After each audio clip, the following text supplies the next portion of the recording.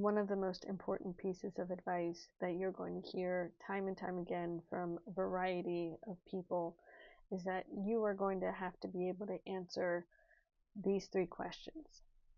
Why this project? Why you are the one to do it? And why is now the time to do it?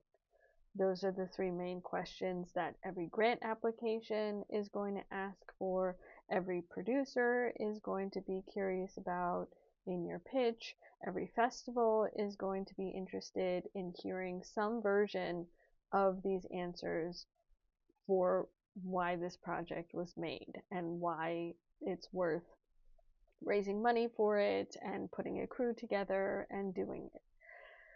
And one of the best ways that is also age-old advice to approach these questions is to tell a personal story.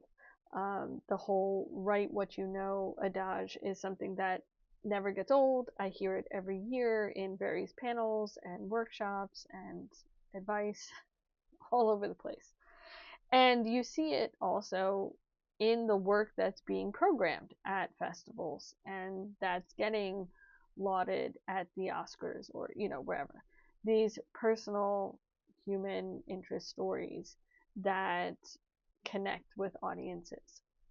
And I was recently moderating a Q&A at a festival where we were screening a film, and the director said something like, this was a project that only me and my family could have made. And those are the types of films that often become undeniable. They are also films that nobody can take from you because literally nobody else can tell the same story in the same way. And that is something that, can't be stolen. And it just, that's your agency, that's your currency as in the independent film market, is to be able to tell a story that only you can tell and being able to say why that's important.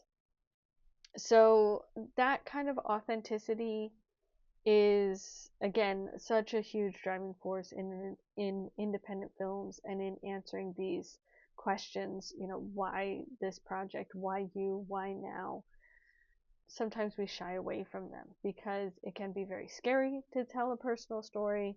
Sometimes we don't necessarily have clarity on personal experiences in order to tell those stories. And that can be quite difficult. I certainly experienced that with both the short film and the feature adaptation for Acid Test. And, I think that is where you can take the personal story, but then also just remember it is a story. These are characters, and you have to kind of think about it in those terms. And maybe that helps give you enough distance. Another writer-director, actually writer-actress at this festival recently, the Cinema Arts Festival here in Houston, she was talking about how as a writer she had to think about all the ways that she was different from the character in order to write the character, but then when she was acting as that character, she had to think about all the ways that they were the same. So I thought that was such an interesting and beautiful kind of look on how we write these personal stories, how we tackle things that we might not have clarity on. For me, it was definitely looking at it as a character and gaining some distance that way. But the writing process was difficult because there were personal elements to it that I just didn't necessarily have answers to or understanding of even to this day, and I had to kind of like figure stuff out.